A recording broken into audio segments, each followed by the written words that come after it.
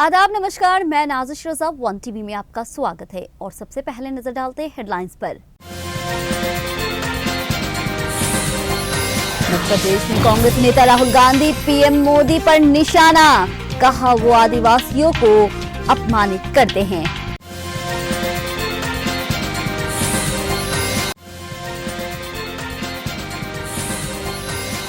राजस्थान में कांग्रेस कब करेगी प्रत्याशियों का ऐलान, सोनिया गांधी से मुलाकात के बाद अशोक गहलोत ने बताया। अमानतुल्लाह खान के घर अचानक क्यों पहुंची ईडी, जानिए एसीबी को मिली डायरियों का कनेक्शन। 2024 तक होती रहेगी विपक्षी नेताओं पे रेड, आप नेता अमानतुल्लाह खान के घर ईडी की छापेमारी पे बोले संजय राउत। खबर विस्तार से। मध्य प्रदेश में चुनाव की घोषणा हो चुकी है। इसी क्रम में चुनाव प्रचार करने के लिए मध्य प्रदेश के शहडोल पहुंचे राहुल गांधी ने जन आक्रोश रैली को संबोधित किया। 2-3 उदाहरण आपको देना चाहता हूं। बीजेपी की लेबोरेटरी में मरे हुए लोगों का इलाज किया जाता है और उनका पैसा चोरी किया जाता है। हिंदुस्तान के किसी और प्रदेश में मरे हुए लोगों का इलाज नहीं होता है, मध्य प्रदेश में मरे हुए लोगों का इलाज होता है और पैसा चोरी किया जाता है।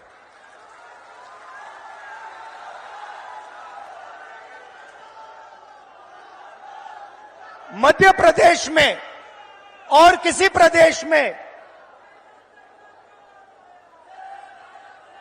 शिव जी, भगवान शिव से चोरी नहीं की जाती है। मध्य प्रदेश में महाकाल कॉरिडोर में शिव जी से चोरी की जाती है।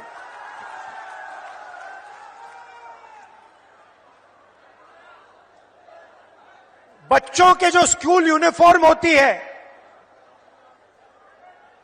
उनका मिड डे मील का भोजन का पैसा होता है, वो बीजेपी लेबोरेटरी में उनसे चोरी की जाती है। मध्य प्रदेश के भविष्य से, छोटे छोटे बच्चों से चोरी की जाती है। राजस्थान विधानसभा चुनाव के लिए कांग्रेस ने अभी तक प्रत्याशियों का ऐलान नहीं किया है। अब कांग्रेस नेता और राजस्थान के मुख्यमंत्री अशोक गहलोत ने बड़ा दावा किया है। उन्होंने कहा है अभी तो प्रतिक्रिया शुरू हुई है और मेरा मानना है कि 18 अक्टूबर के आसपास सब सीई की मीटिंग शुरू होगी, तभी सूची पर अंतिम फैसला होगा। वहीं अशोक गहलोत ने सोनिया गांधी से मुलाकात कर साथ भर में कहा कि मैं यहां शिष्टाचार मुलाकात के लिए आया था, लंबे समय तक वह अध्यक्ष रही हैं। जो कुछ आज हम लोग हैं यहां पहुंचे हैं उनके विश्वास की बदौलत पहुंचे हैं। जब कभी दिल्ली आते हैं और मौका मिलता है तो शिष्टाचार मुलाकात जरूरी करते हैं। उन्होंने कहा है कि हम चाहते हैं कि सोनिया गांधी प्रचार करने आए। हम लोगों ने बहुत काम किया है, हमारी योजना बहुत अच्छी रही। हमारा एक कदम महंगाई को रोकने वाला है। वहीं सरकार बदलती है तो सारी योजना बंद हो जाती है। सरकार बदलने से नुकसान होता है। दिल्ली से राजस्थान रवाना होने के लिए एयरपोर्ट पहुंचे सीएम गहलोत मीडिया कर्मियों से रूबरू हुए। वेणुगोपाल जी से मुलाकात की है। आखिरकार कब तक जो है पहली सूची को लेकर जो है औपचारिक ऐलान हो सकता है और क्या कुछ महत्वपूर्ण रहा बैठक? देखिए, अभी तो प्रोसेस शुरू हुआ है और मैं समझता हूँ कि 18 तारीख आसपास उम्मीद करते हैं कि जब सीसी बैठक शुरू होगी तब भी बता पाएंगे आपको कि फाइनल कब होगा। सोनिया जी से आपकी मुलाकात हुई, काफी क्या कुछ खास? नहीं, करती कॉल करना हमारा फर्ज बनता है।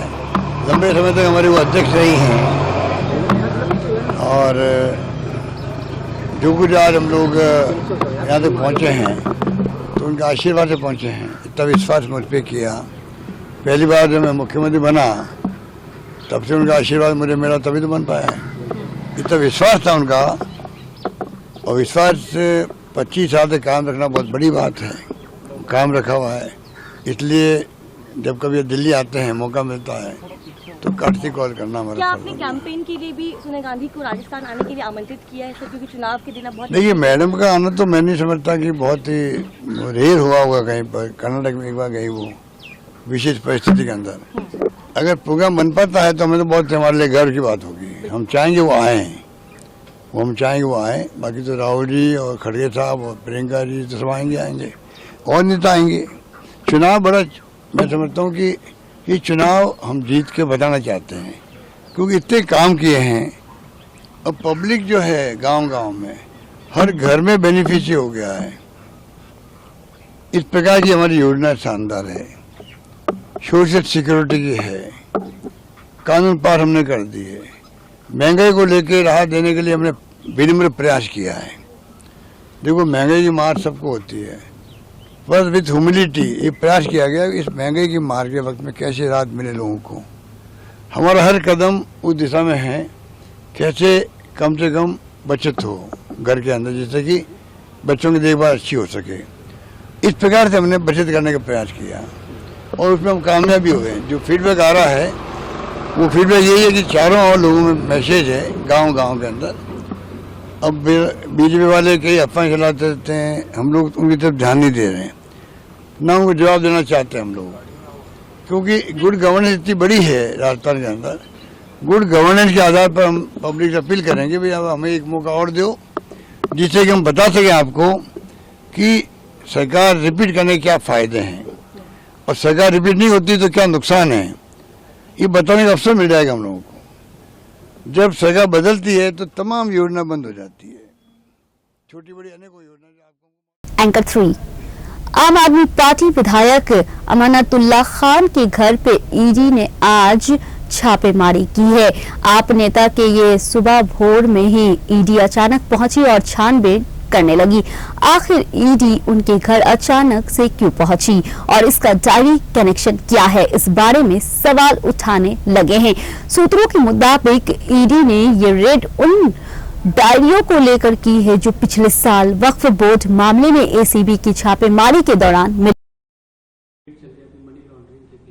देखिए, अमानतुल्लाह को इस मामले में पहले ही जमानत मिल चुकी थी और जब एसीपी के तहत इस मामले को जांच कराई थी तो कोर्ट ने काफी फटकार लगाई थी एंटी करप्शन ब्यूरो के ऊपर कि भाई इस मामले में कुछ भी नहीं है, और अभी उसी मामले को ईडी के तहत जांच कराई जा रही है, मिलने वाला कुछ नहीं।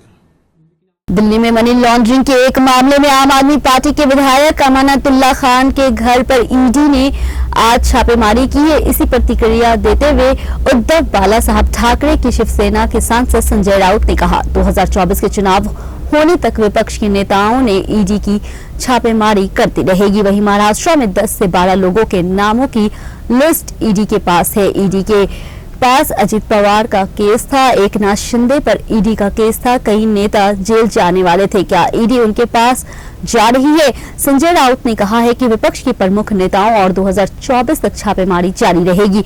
वहीं महाराष्ट्र में 10 से 12 लोग के नामों की लिस्ट ईडी के पास है। वहीं ईडी के पास अजित पवार का केस था, एकनाथ शिंदे पे ईडी का केस था, कई नेता जेल जाने वाले थे। क्या ईडी उनके पास जा रही है?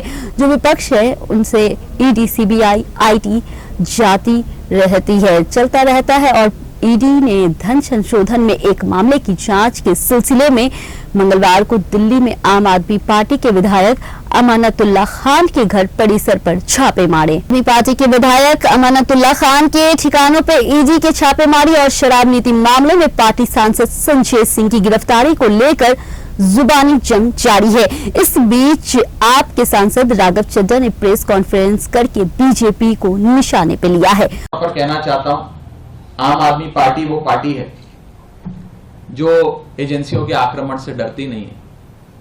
सच्चाई, धर्म और ईमानदारी आम आदमी पार्टी के खेमे में है और अंत तक हम इस लड़ाई को लड़ते रहेंगे। इसी के साथ साथ मैं ये भी बड़ी बेबाकी से कहना चाहता हूं कि एक नहीं 1000 कोशिशें भाजपा कर ले, जिस मर्जी नेता को आम आदमी पार्टी के पकड़ के जिस मर्जी अपराध में, कथित अपराध में जेल में डालने का प्रयास कर ले, अंत में जीत सच्चाई की, ईमानदारी की, अरविंद केजरीवाल की और आम आदमी पार्टी की होगी। और जैसे जैसे लोकसभा के चुनाव नजदीक आ रहे हैं, वैसे वैसे एजेंसियों द्वारा एक घबराई हुई भाजपा का आक्रमण बढ़ता रहेगा। न जाने कितने नेताओं पर गाज गिरेगी, लेकिन हम भगत सिंह के चेले हैं, हम डरने वाले नहीं हैं। डट कर सामना करेंगे, डट कर लड़ाई। तेलंगाना के आदिलाबाद में केंद्रीय गृह मंत्री अमित शाह ने तेलंगाना के मुख्यमंत्री के चंद्रशेखर राव पर हमला बोलते हुए कहा है कि केसीआर एक ही लक्ष्य है, अपने बेटे केटीआर को मुख्यमंत्री बनाना चाहते हैं। हमारा लक्ष्य आदिलाबाद में हर आदिवासी युवा को रोजगार और शिक्षा प्रदान करना है। उन्होंने एक ही काम किया, 10 साल में केटीआर को मुख्यमंत्री कैसे बनाया जाए इसकी चिंता का काम किया है। ये जो मुख्यमंत्री है उनका एक ही लक्ष्य है, अपने बेटे केटीआर को मुख्यमंत्री बनाना। और हमारा लक्ष्य है आदिलाबाद के हर ट्राइबल जवान को नौकरी, शिक्षा और किसान के खेत में पानी पहुंचाना। माताओं इजराइल में कुछ लोग एक कब्रिस्तान में किसी को अंतिम विदाई देने के लिए आए, तभी वहीं उनके पीछे कुछ दूरी पर एक रॉकेट का धमाका हुआ है। वहीं ऐसे में लोग चिल्लाने लगे और जमीन पर लेट गए। इजराइल में इन दिनों ऐसा दृश्य आम देखने को मिल रहा है। कब कहा कि रॉकेट का हमला हो जाए ये कुछ भी नहीं पता है, कुछ कहा भी नहीं जा सकता है, क्योंकि इजराइल और हमास अंधाधुंध हवाई हमलों से एक दूसरे के क्षेत्रों में निशाना बना रहे हैं। वहीं इन हमलों में लगभग 16 से लोगों की जान चली गई है और इसमें कहीं ज्यादा लोग घायल हो गए हैं। आज के समाचार में इतना ही। मुझे दीजिए इजाजत, फिर मिलेंगे वन टीवी में नए समाचार के साथ।